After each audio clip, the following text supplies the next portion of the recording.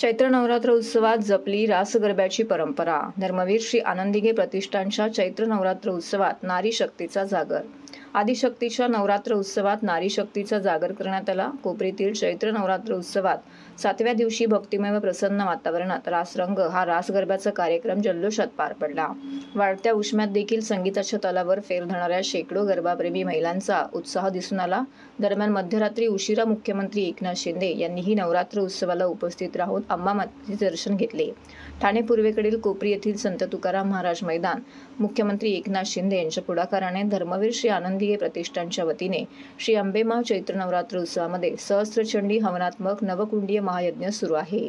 या महायज्ञाच्या 7व्या दिवशी मुख्यमंत्र्यांचे बंधू सुभाष शिंदे यांनी सांज आरती केली, तर देवीच्या उत्सवासोबतच नवरात्रीत खेळल्या जाणाऱ्या रासगरब्याची परंपराही भाविकांनी जपली।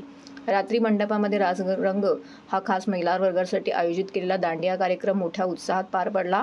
विविध हिंदी मराठी गीतांबरोबरच गुजराती गीतसंगीताच्या साथीने साधा गरबा, पोपट गरबा, चक्री गरबा, तीन ताली गरबा यांसारख्या विविध गरबा नृत्यांवरती महिला शक्ती थिरकल्याचं दिसून आलं।